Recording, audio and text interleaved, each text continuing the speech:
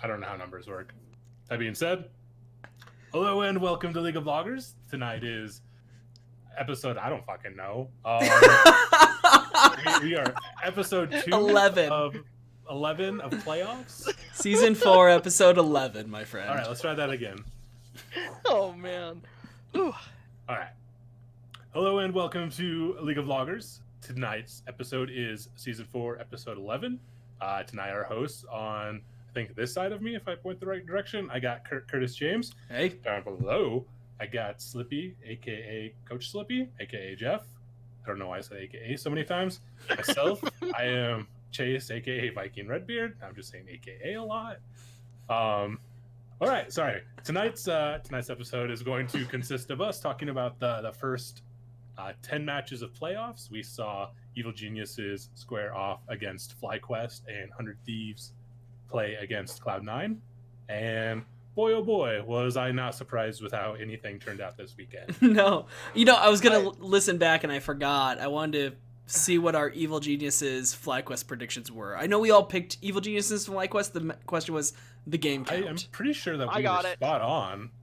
Well, I know... 3-1. Okay, I didn't know, though, across us, I know we all said 3-1 or 3-2, and I just didn't know who said what, because the same went for Cloud9, 100 Thieves. Somebody said 3-1, I believe it was Chase, and then Jeff and I said 3-0. No, you and Chase said 3-0. Oh, I you said 3-1. Okay, yeah. However, I did tell you in the Discord before it started. No. No, I know. I'll take this one. I even Damn right but I you was will. rethinking it even before matches started. I was like, I think I made a big mistake saying it's going to be 3-1. Yeah. Well, let's start with the more competitive of the two. FlyQuest versus Evil Geniuses. It took place first on Saturday anyway.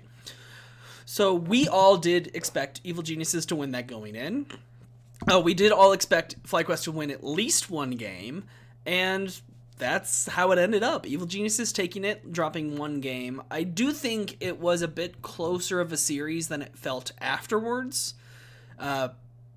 Most specifically because in game 1, FlyQuest were playing quite well and then made a terrible play around Baron and just kind of threw the game. But, I mean, what are your take overall on these two teams in that series? Well, I'll let you go first. okay, cool. All right. Well, I mean, it went kind of how I expected it would too. Evil Geniuses taking it overall. Well, out of them, I actually think, unless we see something special out of the other teams that are in playoffs, unless they make it to the final round with Cloud9, or unless there's a huge major upset with Cloud9 somewhere, I think they're going to be the only ones that can really give Cloud9 even a run for their money. Just because I saw little glimmers of like, oh, that is very well played, especially with Evil Geniuses in some of the games. They were cohesive, they had everything going and everything like that. They were just running the map really well. They were playing through Jizuke quite a bit too, which we expected. The one thing I do want to see out of them, though, going forward is, are they going to be able to play through other than Jizuke? Because, I mean, if Jizuke gets, like, hard banned, mid lane does, are they going to be able to pull forward and still continue to play at this level? So, that's my take on it, at least for that series. FlyQuest, I was kind of disappointed, not going to lie. They looked so good through most of the season. For the longest time, we all thought, okay, this is going to be the number 2 team for the split.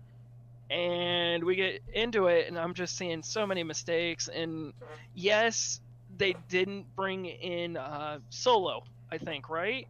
They didn't start him. They brought him in game 4, 3 and 4.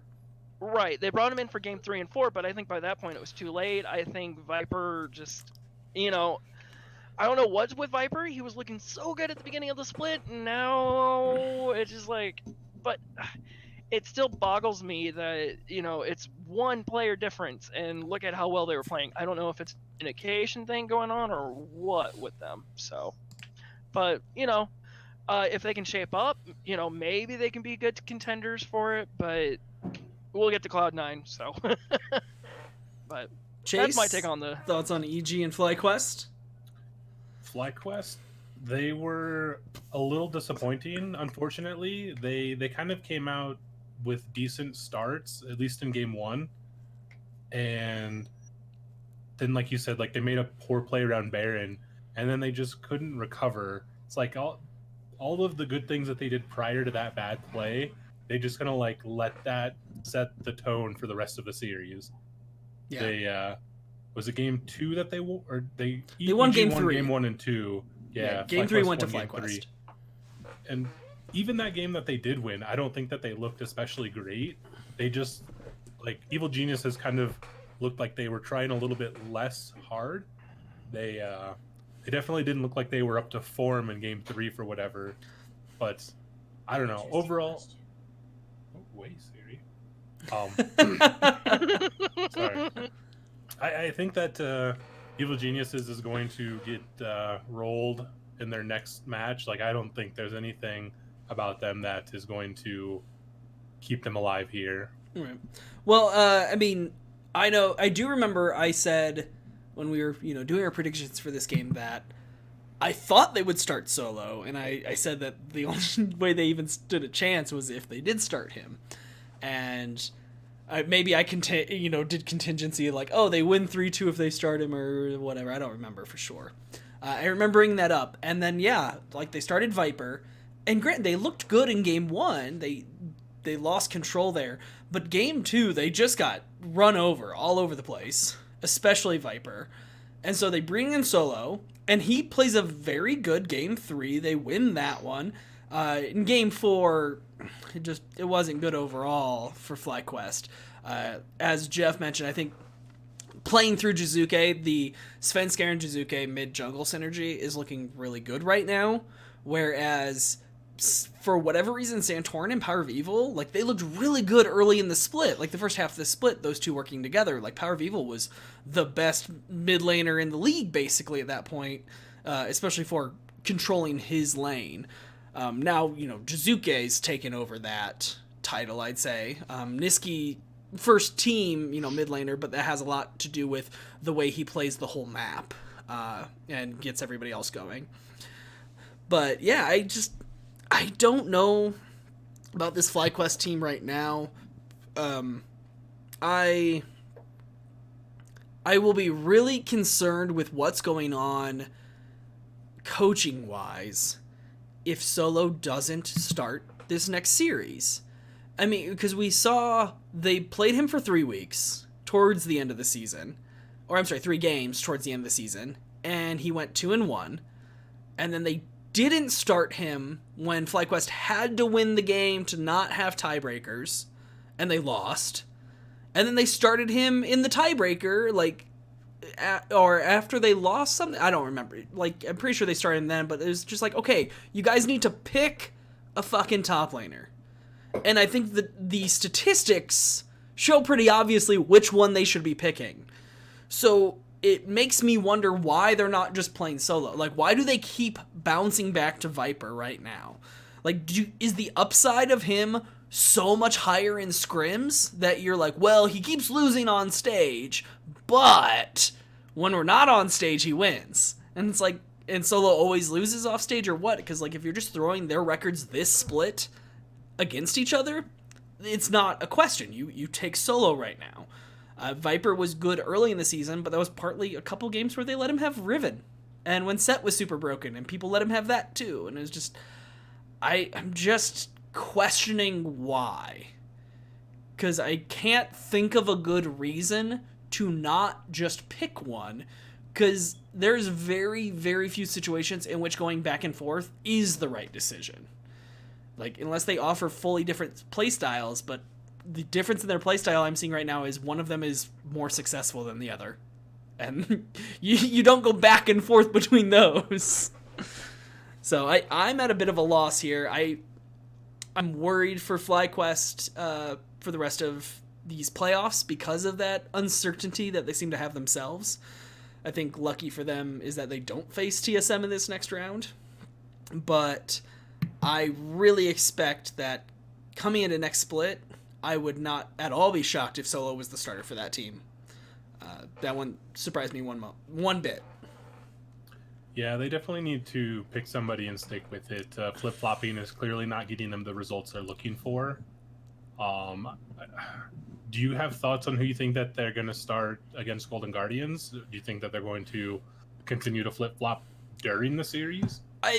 What do I think they will do? I'm not sure. What do I think they should do? They should start solo. They gotta win out of solo. Even though they got beaten in Game 4, the Game 4 wasn't actually crazy out of hand. And solo was doing fine in that game. Like, Game 1, yeah, Viper did fine and the team threw at Baron. Game 2, the team got run the hell over. And honestly, when you look at specifically those two players throughout the game, their laning isn't particularly one's better than the other. I would probably give the edge to solo, but it depends on character, champion matchups and all that. But when you look at the team fights so much more cohesively with solo. Like, solo plays around the team really well, whereas we see Viper, like, kind of dive in too early sometimes or takes a bad flank. Like, he doesn't show the patience that is necessary to find the right moment at this level of play. Because he's always looking for kind of what we saw with his pop-off Riven games early in the split, where it's like, I'm so big and I know this champion so fucking well, you're all gonna die, and he just goes in. But that's not gonna work when he's on Aatrox and he's not fed, And so I feel like solo's the better choice if you want to win tomorrow. If you want to win tomorrow, on Tuesday, you play solo.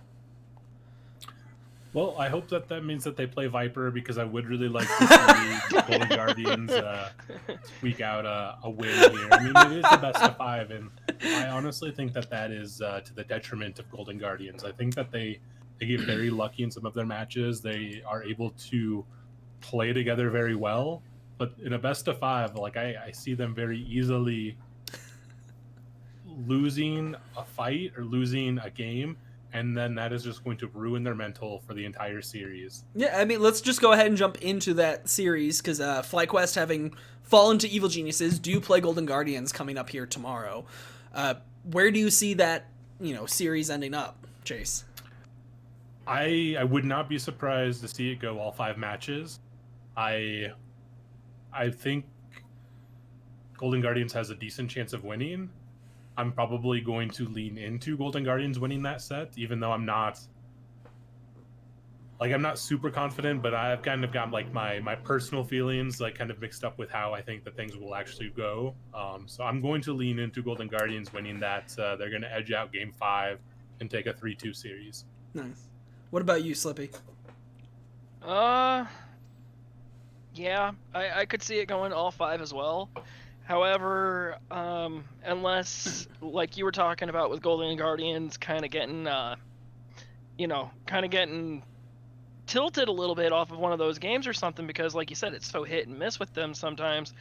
If that happens early on, I mean, maybe 3-1 at that point, because I could see them just being so tilted and everything that their gameplay goes to shit. So yeah, I think overall for me, it's just going to depend on how those first 2 games go.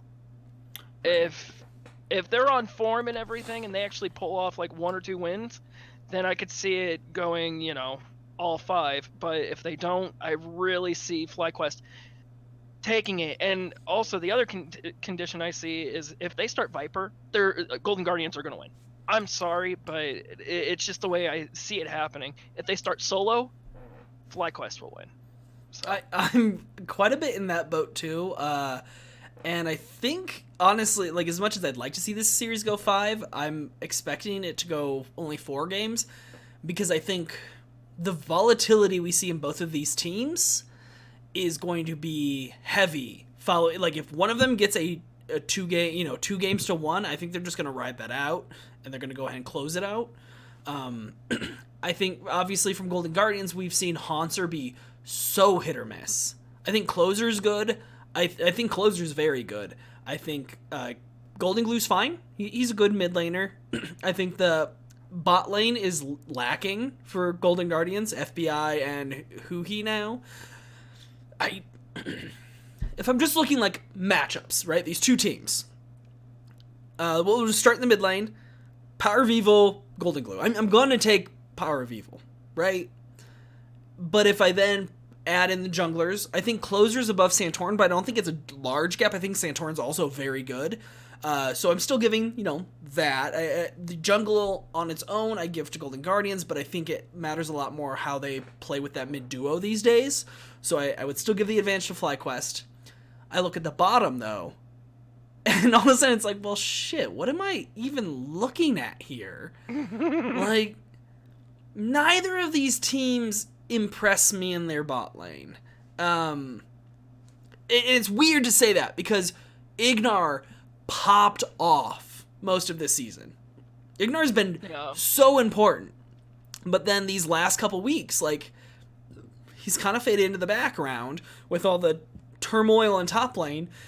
Ignar hasn't been deciding games.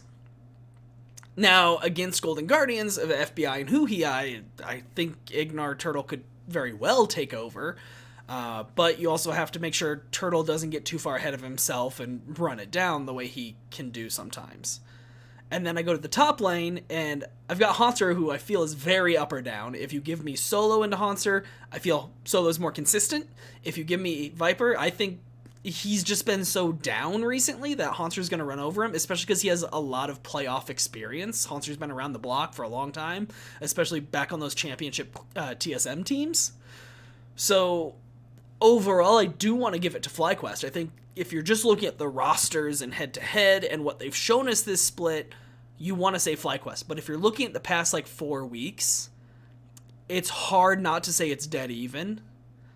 I'm personally going to go ahead. I'm going to assume FlyQuest makes the right decision. They start solo, and I'm going to say 3-1 FlyQuest. Yeah. But I would be excited to see Golden Guardians win. Because it would be a statement for them, not just to be like, oh, hey, you guys all thought we'd be 10th place and we made it into playoffs. Hey, I love the tweet they put out where they were memeing on it. Somebody put together one of the Drop It videos. And it was really good. And it's great. Okay, you made it into playoffs, but if you lose to FlyQuest, you're still kind of 6th place. Because I think everybody agrees 100 Thieves and TSM's the more high level match of these two. So it's well, you're 6th, so good job on being top of the bottom half. Woo! It's not last, but if they win this, okay, you're a top 4 team. That's something to hang your hat on. So I think that's important for Golden Guardians as an organization, to not just have made playoffs for the 2nd time ever, but to fucking win a playoff series, actually do something in there. So hopefully they can get it done. I'd like to see this organization start doing well in general. But yeah. Any last thoughts on that one? Yeah, I was just gonna finish up with and if they do start solo, FlyQuest I believe can take it. And that they should. They should, solo. But they should have started him against Evil Geniuses too, right? I mean, no, I don't know. Going back to that, I mean, Evil Geniuses, they've looked so good. Right? No, but why would you not start solo there? That is true. There's no good reason to start Viper like that. No, you're we absolutely as right viewers to question. know. You're absolutely right to question the coaching decision on that one. I cannot even bring up a remote argument against that. Yeah. So, well, let's move on from that game where coaching might have been a question or might be in the next series to the other series that happened on Sunday. And we got just under an hour and a half of 100 Thieves versus Cloud9 game time. So, Cloud9 3-0. I believe it was 27, 23, 24, something like that, and 31 minutes. I believe it was actually 22 for the second one. Well, it was 22 and change, so 23. Okay, yep, I see what you're saying. Got it.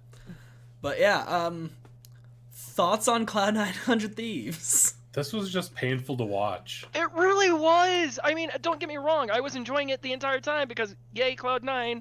But I feel like Cloud9 put a whole barrel of oranges into a pillowcase and just beat the ever-living shit out of 100 Thieves. It hurt like hell, but it's not going to leave a bruise. It's I don't know. This was so painful. Like, It's like that first night at boot camp or not even boot camp, but like summer camp, and you're the new guy, and everybody gets the pillowcase full of like soap and all that, and whap whap. Yeah. I saw I Will Dominate tweeted out that I don't remember the exact wording. It's like, but that the third game of this series will be airing on Pornhub. Yeah, I remember. That was great. And I was just like, yeah, that's about right. Like, Due to the violent nature of or, this no, video. due to the graphic nature or something. Yeah, not, Yeah, not that's what violent. graphic. It's not like Yeah. snuff films are on Pornhub. True. It's just a lot of videos of people getting fucked. yeah, 100 Thieves, they looked pretty sad. And I imagine that it doesn't matter who you place against Cloud9 in that series. Like, everyone is gonna look like garbage. It's just we got to see 3 matches of 100 Thieves looking the worst they've ever looked. Yeah, I mean, Cloud9 said before the series, because people were like, oh, why'd you pick 100 Thieves? Why'd you not pick FlyQuest? And they said that they felt they matched up best against 100 Thieves. And after watching that series, it's hard to say that they weren't exactly on the, like, hit the nail on the head there. Because that mid-jungle matchup made Ryoma and Meteos look like a joke. Oh, it was was disgusting. Niski went deathless. There's other things here that they let him have Zoe a third game in a row, while they first picked Syndra 2 games in a row or whatever, or prioritized Syndra anyway. Like, I understand picking Syndra the first time. The second time was questionable. They got off at the third game, thankfully. But why would you not ban the Zoe that he is deathless on? Oh, and by the way, in the second game, Niski dealt more damage than 100 Thieves combined. He dealt 23,700 damage, and that's more than the whole 100 Thieves team dealt that game. Like, That's just What? ridiculous. It was. It absolutely was, but it was just like one of those. You just watch Niski, and it's just like, so gross. my God. I mean, he was one-shotting in game 2.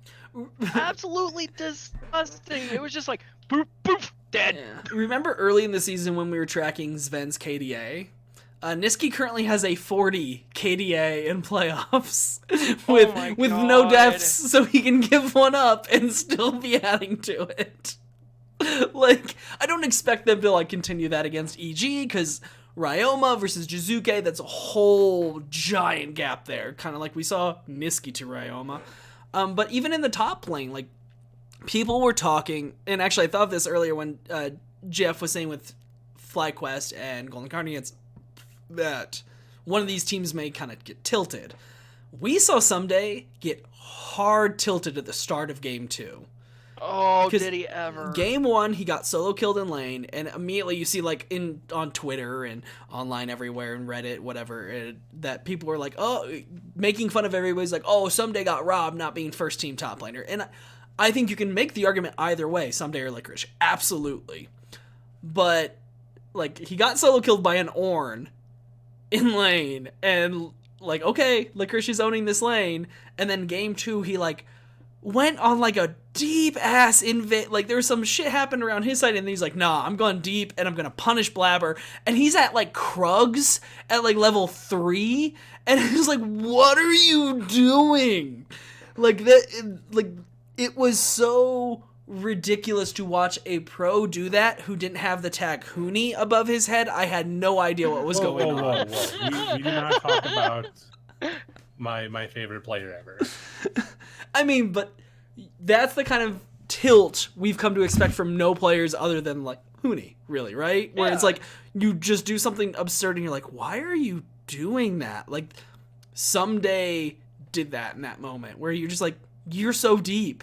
Nothing good could come of this. Like, the best result is you get a kill and die, and you still give up the assist, and, like, the jungler or the top lane is going to go grab the top lane farm and shove it so you lose. Like, there's no advantage to be gained from this play. Period. It's a lost cause the moment you're that deep, and you run into the other person. And yet, Someday, possibly the best top laner in North America right now, did that in a playoff match. That was the moment where I mean, game 1 was dominant, but the moment that happened, I was like, this series as a whole is over. There's not going to be a game 4 even, because if someday tilted like that, heading into the early stages of game 2, it's done. Like, nothing's going to change. And nothing did, really. Game 3 early 100 Thieves looked pretty good. They got some good early kills on Cloud9, and then Cloud9 became Cloud9 and killed them all. Yeah. Also, their comp game 3 was just kind of like one of those. Hecarim top. Yeah, the Hecarim top. I was like, Ezreal Yumi bot. Right. It was kind of a cheese comp, but not really. I mean, it was still within the. Yeah. Okay, it's viable, but God, it just felt like they were trolling them just a little bit. Yeah. I mean, I feel like this whole series was just nuggets of things to pull out and say, look at what Cloud9 did here. Like, game 2, the damage from Niski, the fact that they had an 8k gold lead at like 13 minutes or something like that. They ended with like a 14 point something gold lead, and that was 24 minutes, whatever. I mean, the poke they did, or the comp they picked in the last game, the fact that game 1, they banned 4 jungle champs against Blabber, and he still destroyed on Jungle Nocturne, which hasn't been seen all split. Like, that was beautiful. Every little thing just, it kind of put another line in the list of how do you possibly stop this team? This I don't think you do Cloud9 right now. You don't, exactly. This is the Cloud9 I want to see go to Worlds. I want to see this Cloud9 in Worlds. The problem is that is like 5 months away. I know. I'm so scared. I'm so scared that something's gonna happen, like during Summer spring Split. and Summer Split, that it's just gonna make them go. I mean, I think honestly, we'll just see some teams in NA be even better in Summer Split, particularly Liquid. But I mean, as of right now, like when I'm looking at this team. And let's look forward to the Cloud9 EG matchup. I think Evil Geniuses matches up better, for sure. I think like Kumo's not going to beat Licorice in lane. But I think Jizuke and Niski are both very, very capable mid laners with very capable junglers as well, Blabber and Svenskeren. I don't know how that lane will go because I think Niski's more likely to go elsewhere and try and make other stuff happen on the map. That's what we've seen him do all split. And Jizuke is more likely to try and like win his lane straight up and then turn into a split pusher later, which we don't see Niski become a split pusher. So they're two very good mid laners with two very different styles. Right. The question is, and this kind of ties into what I was saying earlier with what I wanted to see from Evil Geniuses, Cloud9 have multiple ways of pulling through. Niski could just be like, okay, I know how good Jizuke is. We're just gonna they could like go 2 ways. Just let him do his thing and win through other lanes, shut him down later. Or they could just deep dig freaking Jizuke and just say, okay, game over, we win. I think both of those are a dangerous game, though. If you let Jizuke do his thing and becomes, split push Rise or whatever, can you really shut him down at that point? Or if you go at him in lane, is Niski the type of laner who can actually beat him in lane, even in the 2v2 with Blabber? I don't know. Like, it is true. I think, however, this series will hinge on how Jizuke versus Niski matches up, basically. Yeah, there's that, but then there's also, I don't know, even if, say Jizuke does get ahead and say he is on the rise for the split push and everything, there is no saying that, like I was saying with Cloud9, they have multiple win conditions just with all the players they have. There's no saying that, they couldn't play through Sven in the bot lane, just get Sven, ridiculously ahead. Yeah. And, they could win that way. Whereas Evil Geniuses, I don't see another lane being that. I think Bang and Zayzla have shown to be a threat recently, too. True. I just think they've really the one lane you cannot win through for Evil Geniuses is Kumo. Kumo's not going to be your winning lane, and that's fine. But I think we do all know, Cloud9, Licorice can carry. If given the opportunity, he can do it. So maybe that's where we see Cloud9 pivot to, is go, no, we're going to put resources into top and just try to crush Kumo so early that Licorice runs the game up. You know, like, it's okay, we have to answer Licorice, so we can't, you know, focus on getting Jizuke or Bang ahead anymore, because it's like, well, we have to stop Licorice because he's a madman already. So Right. that'd be fun to see. I really don't know what to expect. I think that this is going to be a very boring series. I think it's going to be another steamroll by Cloud9. I would be very surprised if Cloud9 even gives up a game. Yeah. I think that Evil Geniuses is probably one of the best hopes of taking a game off of Cloud9. However, like, even though they pretty handedly beat FlyQuest, I still don't think that they're, like, the gap is way too big between EG and Cloud9. So I think that I think that we're going to see another 3 games. We're going to see them all end before 30 minutes. Like, I hope I'm wrong, but I would be surprised if I am. I could see EG pulling a game. I don't expect them to take this to 5, because, I mean, you're right, Chase. We know this gap is big. We literally saw a game day 1 of week 9, Cloud9 stomp Evil Geniuses. Like, we literally just saw this happen.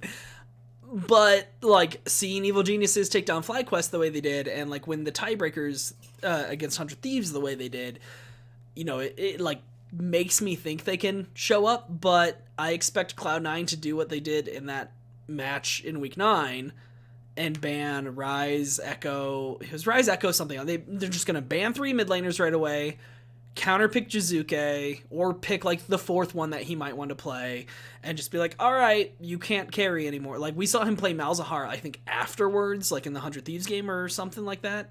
It was 100 Thieves or Immortals. He pulled out the Malzahar, but I don't think Malzahar's enough to shut down Niski by any means.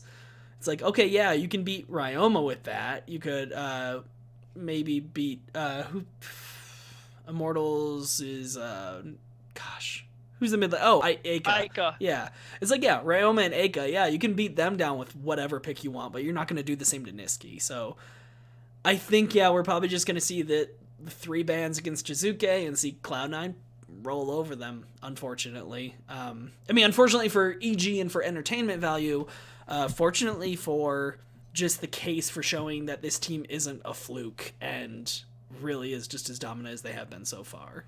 So I think I'm gonna go ahead. I'll say 3-1, but I think, or I'm sorry, 3-0, but I think there will be one that is far more in question than even that 3rd game of 100 Thieves Cloud9 was. Yeah.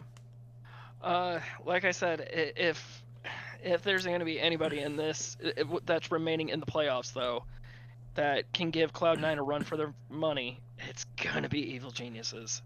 Well, and there is one other team people are putting some hopes on, and that is 100 Thieves. Losing to Cloud9 has to go down and face TSM. So that's our last game that we haven't talked about that we know right now. And Evil Geniuses Cloud9 doesn't even happen until Saturday. Or Sunday. I think it's Saturday. Saturday or Sunday. It's one of the two. Whereas Wednesday, we get 100 Thieves versus TSM. 100 Thieves obviously just got a shellacking from Cloud9. But they did, you know, end up in that 2nd place tie at the end of the split, whereas TSM did not. And in fact, 100 Thieves beat them in week 9 to get into that tie. So what do you guys think of this series? Depends on which TSM shows up. You're not wrong. I'm pretty confident that TSM is going to take this. I know that they haven't looked the best, but when you play a best of 5 against TSM, typically they are the better team, unless, of course, you know, you're going against Cloud9 or Team Liquid from last year, something like that. Like, with the current set of, like, with the current teams, like, I just think that TSM wins the best of 5. It might go all 5 games, it might not, but I lean into TSM taking this. I'd agree with Chase on this one, actually. I do lean into TSM taking this. Could I see it going all 5? Yes, but I think overall TSM's going to take it. With, you know, just the level of players that they have and everything. Don't get me wrong, 100 Thieves have some of those too. but I just see the skill level and all of that for TSM to be better than 100 Thieves. So I'm gonna say probably 3-2 to TSM. So my gut instinct tells me that I should pick TSM. And it has a little bit to do with the name. You know, what the name of the team, which team it is. 100 Thieves versus TSM. Well, duh. You know, but then you're like, okay, well, let's break down to the players. And I look at the players, I'm like, no, I think Broken Blade's been very good. He's not far behind Someday. Cool, that makes sense. Meteos versus Dardoch, I think they're probably on fairly even footing these days. Mid lane, I'm looking at Bjergsen, okay, versus Ryoma. Yeah, even with Bjergsen not being at his peak, Bjergsen, right? Yep. And then I go to the bot lane, and we've got Cody, Sun, and Stunt has not impressed this split. He's been okay at times, but he's not been good. I think he's the pretty... Him and while Ryoma's improved, I think now Stunt is the weak link, whereas it previously would have been Ryoma. And then you have Kabe and Biofrost for TSM, and I mean, I know they're good players, but they haven't really done anything to impress me. I talked about that last week where I don't know, they just don't do anything, it feels like. So then I'm kind of look at these teams, I'm like, oh, I don't know still. I feel like it should still give the edge to TSM, but kind of as you phrased it, it depends on which TSM shows up. Because, I mean, they're the infamous 2-0-0-2 team with only one 1-in-1 week out of 9 freaking weeks. And they seem to be so up and down, too. They beat Cloud9 and FlyQuest when those are the only 2 teams ahead of them. And they lose to 100 Thieves and Dignitas at the end of the split. They lost to Team Liquid and CLG the week before they beat Cloud9 and FlyQuest. Their wins and losses don't make sense. And that goes through, the whole split. Whereas at 100 Thieves, their back half of the split, they only lost to Liquid and Cloud9. It's okay, the Liquid one, yeah, that's bad. The Cloud9 loss makes sense. And then you consistently beat everybody else, beat FlyQuest, and lost to Evil Geniuses. And Evil Geniuses is looking better than you right now. At least their shit makes sense. And so it feels like, they're the team that plays at a base level and then can play up to their competition, whereas TSM is maybe a team that plays to whatever their competition is, up and down. We've all seen those teams where it's oh yeah, they can beat any team. They can also lose to any team. And so I feel like TSM probably all of their matches were decided by a coin flip before they even got on to the it's the only thing that makes sense to me right now. They coin flipped heads, cool, we won. Flip heads, cool, we won 2 games. Woo, hot damn. But they coin flipped for the whole weekend first, right? Oh, yeah. And then they're 1-1, it landed on the edge, and they're like, I guess. Tempted fate there. Yeah. That was the one where, shoot. I had a How I Met Your Mother reference, and I forgot what the dude's name is. Blitz. That's where Blitz left the room, and it landed on the edge. Oh, man. Yeah, I'm going to go ahead and say 3-200 Thieves, just because this TSM team has not, at any point this split, shown me I can trust them. And as much as 100 Thieves got blasted, and I'm a little afraid of what it did for their mental coming into this next game, I think Someday's good enough he's going to be really determined to just shove that lane down Broken Blade's throat without making terrible decisions. He's just gonna be no, I'm gonna win this straight up.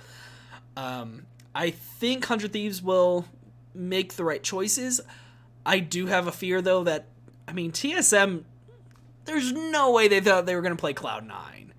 So they've had a full week and a half to prep for this match. And I would think the 100 Thieves staff would be smart enough. They did a little prep for Cloud9 and a lot of prep for TSM, knowing they weren't going to win that match either. Now, I don't know. We'll see what comes down to it. But, yeah, I'm going to go 3-2 100 Thieves on this one. So, I'm the one odd man out. We all picked Evil... Or, no, I guess we won a little split in the FlyQuest Golden Guardians, right? Chase, you picked Golden Guardians. I picked FlyQuest. Jeff picked FlyQuest. Yeah, I went FlyQuest. Yeah. Here we go. Got a question from the chat. What top lane do you guys think has been the strongest? I mean, if you're talking about winning the top lane, just straight up taking it themselves, it's got to be Someday. He's been the best solo carry top laner in the game in NA. If you're talking about the most consistent performance, though, I think that is the reason why Licorice is the first team all pro. Because we've seen games where he's gotten no support, where he's gotten ganked over and over, and he has done the right thing to lose the lane the least possible. And then he shows up later in the game and he's even with the guy who got all the attention.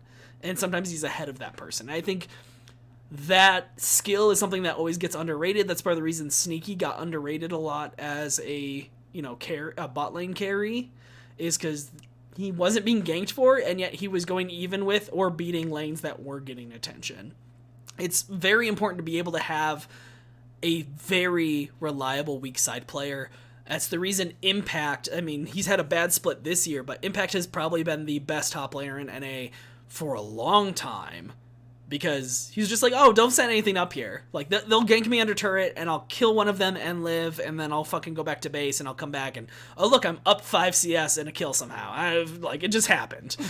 Yeah. I think that's so important. And usually we have Impact as the model of that. That just hasn't been the case this split. And the closest we've had is Licorice, I think. But Someday is not to be underestimated by any means. Do any of you guys have a other take on the top lane question there?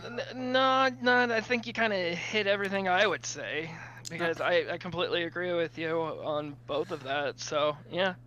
All right, well, I've got one other topic I want to bring up. I know Jeff is familiar with this. I don't know if Chase is at all. But over in Europe, first round of their playoffs happened as well. And G2 lost their series 3-2 to Mad Lions. I mean, now this isn't like Cloud9 if they would have lost 100 Thieves, but it's closer to if Cloud9 were to lose to Evil Geniuses or TSM in a 5-game series and go all 5. So, Jeff, I'm curious what your thoughts on that are, because I mean, we don't talk about EU much on this show because our focus is on the LCS. But what do you think of G2 losing in the first round of playoffs to Mad Lions? Well, here's the thing. I've been following LEC, and I watch random matches, but G2 and Fnatic are always my focus. Right. I love Fnatic. They're my EU team. But anyways, with G2, I've been watching Mad Lions, like the random ones that I will watch. It's usually Mad Lions or Origin. Those are the two that I'm really picking up on. And honestly, I saw glimmers of hope in their matches against G2 during the normal split. I mean, Mad Lions they're a young team, but they understand it so well. They understand the mechanics of LEC. They understand how to play the game in LEC. And even in one of those matches, I'd say that Mad Lions really outplayed G2 playing G2, in so much so that they adapted so well with their draft. So G2 losing, I don't think was a fluke. I think it's the overall progression of the LEC split. I really like where this is going. It brings in more competition and everything in EU, which is what I would love to see happen in NA with Cloud9 being as good as they are right now. Overall, the G2 and Mad Lions series, it went back and forth. And even in some of those games where Mad Lions did win, G2 still gave them a run for their money because it's G2, But it was so back and forth, and they were just very entertaining matches to watch. A well-deserved win by Mad Lions. I hope they keep it up. So do you think G2 is going to recover from this and make a run through the lower bracket, or do you think this is a sign that they're not going to make it to the final? Depends on who goes into the lower bracket next. Well, I mean, we already know all the teams who will be there besides whoever loses Fnatic versus Mad Lions. Right, and honestly, here's the thing. Mad Lions in another series with them, it could go either way. I don't see G2 losing until they get to either Fnatic or Mad Lions, though.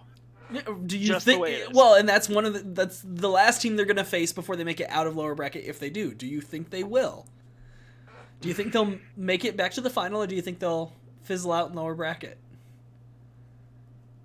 My gut right now tells me, okay, so Mad Lions Fnatic, I see Fnatic taking it. Okay. It's going to be another 5-game series.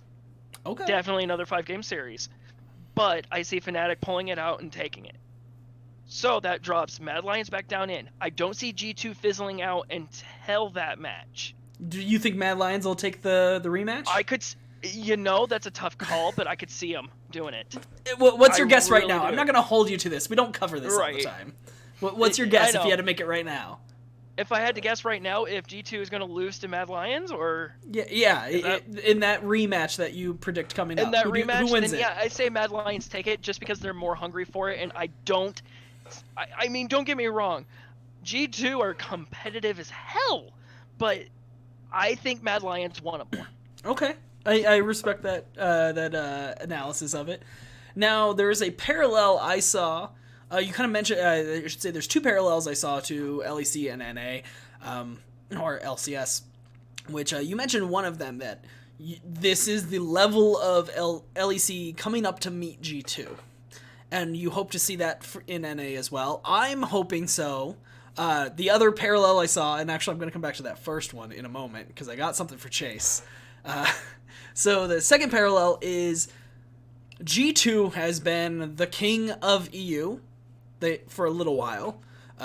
Just all of last year they won, no problem, absolutely dominant. They swapped around some. They made the change of perks and caps, just swapping roles, and that hasn't really worked out. Kind of the way Team Liquid brought in a different jungler and is trying to focus elsewhere, and that hasn't really worked out. Now I fully expect G2 to be just fine in the future, and I expect TL to be just fine in the future. And on the note of other teams getting better and improving, I think Evil Geniuses, we're seeing that. They're going to get better. TL, I think they'll be back next split just fine. Now, what we see with Mad Lions is a lot of rookies. Or a lot of... I think they're almost fully rookie, but we see a lot of these teams who are doing well is like unproven players. Chase. Dignitas just tweeted out the other day that Huni is being free to seek other offers in the offseason between now and Summer Split. That is a team that we've discussed has DeMonte on the bench behind Froggen, has a rookie AD carry who we're fine with keeping in, has a support who is a long-time support who you're more than happy to see leave. Huni, one of your favorites, I know it, but would you like to see Dignitas be a team that takes a risk on a bunch of lesser established players, possibly rookies, and try to be a Mad Lions type team where they play DeMonte, Acadian, or maybe a brand new jungler, Johnson, a brand new support, brand new top laner? What do you think of this Huni being allowed to seek greener pastures for Dignitas? I feel like that's Dignitas's way of saying we don't want to pay for you anymore, and hopefully somebody else does. Fair enough. I mean, I hate to say it, but Huni commands a very hefty paycheck, and he has not lived up to the Huni name in, I don't know, 3 years, 2 years. Like, it's been a while since he's been. He hasn't played a full split at that level in a while. You're right. So it's unfortunate, but I think it's a good move for Dignitas because they can try to spend their money elsewhere. I would like to see them get rid of Aframu, but I don't see that happening. I would rather get rid of Aframu than get rid of Huni, but I think getting rid of having to pay Huni all that money and then using that money to bring in some better talent, like I think it's a no-brainer. I think it makes a lot of sense. Yeah, I mean, so his reported contract was $2.3 million for 2 years. There was, the original reporting of it had been that it was guaranteed money. That was clarified actually off the back of this announcement of him searching elsewhere, Locodoco brought that up in a tweet, and Dignitas said, no, that's not true. That the original reporting of it is false. It is not guaranteed money. So what that means is if he were to break this contract, in the world of a guaranteed contract, either a team would have to buy that contract from Dignitas and they would pay it, or Dignitas could end the contract with him. He signs a new contract with somebody else and they still pay him. But since it's not guaranteed, if they were to break the contract so he can sign a new contract, then, his payment was up until this point, and that would be all worded, whether it was 2.3 split evenly between 2 years or more money was on the back end or the front end. Like, that's all really complex stuff with sports contracts. But Dignitas would be looking that right now, since it's not guaranteed and there might be a smaller guaranteed amount in there, that they're doing exactly what you said, Chase, where, he's not putting up the effort, or not the effort, but the performance that $1.15 million a year calls for. I can't say that he just played a $500,000 split just now, because he sure as hell didn't. Good games, and he did look good a few games, but looking good, like 5 out of 18 games is not good enough. Yeah, especially for that paycheck. Like, he definitely deserves to be paid a decent amount, but not that much. That's absurd. Yeah. Like, I blame Dignitas ownership for that one. You and I think both criticized that at the start of the season, that it seemed like they went way too hard in on the Huni train, and even with all the money they got for selling Vulcan, they probably blew a bunch of that on Afromu, which seems like a giant mistake now too, which you and I thought it looked like a giant mistake then. Yeah, I think Afromu should not be playing anywhere. Bring him to CLG, boom.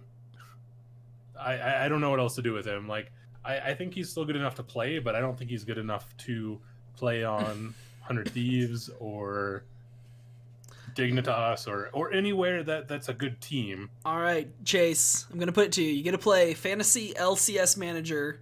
2 separate questions here. 1, what team should bring on Huni, if any? And assumingly at a slightly lower amount than he's being paid now. But not tons lower, because he probably wouldn't take that contract. So that's number 1. Number 2, what's the Dignitas you make from these ashes heading into Summer Split?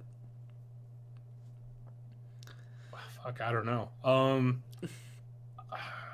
Is there any team that you think Huni can go to? Because, if we look through the teams, 100 Thieves has Sunday, Cloud9 has Licorice, CLG with Ruin, Dignitas, currently, obviously, Huni, EG is Kumo, FlyQuest, Viper and Solo, Golden Guardians Hauncer, Immortals Soaz, Team Liquid, Impact, and TSM Broken Blade. I know the 2 I look to right away. So the first one I'm looking at is FlyQuest, possibly. Because they have that bit of, I don't know who to play? Yeah, just get rid of both of them. Play Huni. I'm sorry, but I still see... Wouldn't be hurt seeing him go into Golden Guardians, but that would mean Hauncer's out, and I don't like that either. See, my first jump was to CLG with Ruin, because I don't think Ruin over 2 years, or I think 3 splits now? No, 2 splits. I don't think Ruin's shown me that he's actually a good... he's already unreliable. If I'm going to have somebody unreliable, they might as well be able to pop off like Huni, right? But yeah, I don't know that CLG has the money to pay for Huni. That's the kicker. I was going to say, does CLG, or even, I think Golden Guardians might have the money to pay for him, but I think Golden Guardians has less money to pay for Huni than CLG, probably. Yeah. I don't think that there's any team in A that's picking him up for $1 million a split. I think that if he were to drop to, say, 200, it's $500,000 a split, $1 million a year. It was 2.3 over 2 years. Sorry, I meant a year. I don't think that any team should be picking him up for more than $250K a year. Yeah, I think Dignitas better be hopeful that they can drop that contract at like after a year without any penalties or something, because they got into something I don't know. nasty. I think Hooney is a little bit on the washed up side, unfortunately. For as much as I still like him, I like his personality. I just, it doesn't seem like he's playing to be good. He's playing to pick up the paycheck, and that is it. All right, so living in the world where that Hooney paycheck is not something you have to pay anymore, where he's gone from the team, what's the Dignitas you build? What do you keep? What do you pull up from Academy? What do you bring in new? So Dignitas's Academy. I'm looking real quick. I don't even know it's there. Well, okay, let's go from their starting lineup. You're not going to have Hooney. You have they've played both Grig and Acadian in the jungle. Do you keep either of them? I would pick and choose and flip a coin. I don't care who it is. I think that they're both decent. I think on a good day, Grig is a little bit better than Acadian. So you think you should keep one, though, and get rid of the other, not keep him on Academy? I mean, keep him from Academy. Yeah, that's fine. I think they need to figure out... Just play one of them all season? Yeah. Okay, you have Froggen starting in mid lane, DeMonte on their Academy. I would swap that. I'd put DeMonte on the main roster. I would bench Froggen or throw him to Academy. I'd get rid of Aframu. They've got Ole sitting on the bench behind Afro, and I honestly wouldn't even be upset seeing Ole play over Aframu. You keeping Johnson in at AD carry? Yeah, it makes a lot of sense. He's looked pretty good. Okay. And so then your top lanes to fill in. Do you think there's somebody out there in the league who's maybe just not starting right now who you'd want to bring in, or are you just thinking you look for some new hot talent and just roll the dice there? The problem is that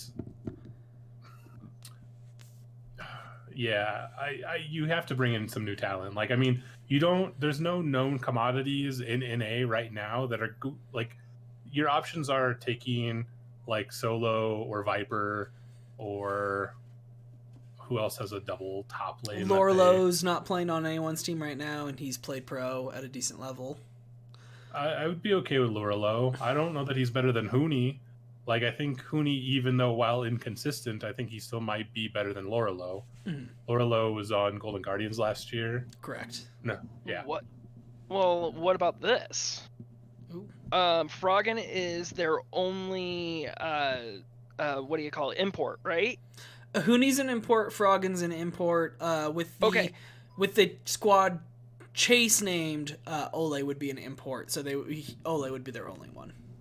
Okay, so do that. You don't have Hooney anymore. What about looking over into LEC? I mean, you're not going to pull a starter or anything. So no, I think considering how there's... many LEC top laners are already rookies, you're looking at an unknown quantity there as well. That's true. A lot of them are. Because, like, Soaz came over, as somebody who was going to be benched otherwise and has been. Like, that's the thing. Like, LEC has been, and this is kind of where I was going with, and I liked what Chase was saying because it's kind of where I lean too. I want to pull in some new players. Like, LEC has seen success, and granted, their lower leagues having all those different countries that have leagues is a much sounder way to pull up talent. I mean, they're pulling from a much larger player base. All of that makes sense. But in NA, even in franchising, there has been this problem where teams don't want to find someone new. I'm glad Dignitas is playing Johnson. Great, keep him the hell in. Then bring me in somebody new in the top lane as well, like Chase said. Because who's the one team we've seen pull up more than one or two new players? Cloud9. They're the only fucking one. Licorice was somebody nobody ever heard of. Blatner was somebody nobody had ever heard of. Kumo, who they sold off to another team, was somebody nobody had ever heard of. Zazel. Yeah. I mean, Dignitas got Vulcan, and then they got offered so much money that they pulled in somebody else. So, like, Dignitas is maybe the one other team who's pulled up two people, Vulcan and Johnson, and they got Johnson, like, off TSM Academy. Great. Keep that going. Dignitas can be the budget Cloud9 and be, like, the fourth best team in the league. Budget Cloud9. Like, do it. Just don't blow all your money on a fucking old guard player who's not worth it anymore like they did with Hooney, because we're seeing way too many teams keep doing that shit. Like, Hooney, Froggen, like, you have DeMonte, man. Why are you blowing this money on when you have DeMonte there? Develop that fucking player. It's like in Afro, like I couldn't understand. This team was built on they got rid of a new hot talent mid laner and support, and they're like, you know what we should blow all our money on? 3 old fucking players: Froggen, Hooney, Afromu. That's the ticket to victory. Yeah, like no. So I'm all with Chase of. Bring a new hotness top laner. If you get that opportunity, absolutely do it. Swap in Ole for Afromu, give that a shot. Afromu Johnson, DeMonte, pick one of those junglers, and then a new top laner. I'd be excited to see that, and I think that team could make playoffs. Yeah. But I don't know what the chances of us actually seeing that are. It'll be interesting to watch the Hooney saga in the off season. If he ends up somewhere else, God help the team who hires him. I feel bad for Hooney. No, I don't. I don't feel bad for Hooney. I think that his career is probably a split or two away from just being done. Like, unless he's going to go to some minor region and they're going to pay him nothing. Like, I don't know. Where do you go? I mean, maybe some lower tier Chinese team hires him for the name and the money. Because they've got the money to... Coaching. They've got... No, it's not. Doesn't pay like that. That's the thing. Hooney's going to get paid one way or the other. He's either going to stay on Dignitas and get paid unless their contract says like that they can drop him after the end of the season, in which case he's still there for a split. But no, he's going to get fucking paid because 2.3 mil, like, yeah, I'll fucking ride your bench. I'll do fucking nothing. Whatever. I think the only way he gets paid is going to another team in LCS, which makes a fucking terrible mistake. Sorry, but that's probably what it is. Or a LPL team pays him, because the Chinese teams have enough money to pay him a bunch, and his name is big enough in China, Korea that he can be an attraction there too. So it's like, okay, if the Dignitas of China wants to hire him and get fans that way and income of people buying his jerseys and also, you know, coming to the matches to get autographs and pictures with him, then yeah, absolutely. But you're not going to see that contract happen for another 2 months, because until we know LPL is going to be playing in person, there's no point in hiring him. If Dignitas would have not hired Hooney or Afromu, I would be so much more of a fan. Like, I don't even care if they win the same amount of games, they lose the same amount of games, Hooney still sucks. Like, I would still rather see Dignitas without Afromu. Yeah. All right. Well, we know you hate Afromu. Let's close out the main portion of the show with that, though, guys. We'll stick around, interact with chat a little bit, but until next time, which is Thursday, cheers.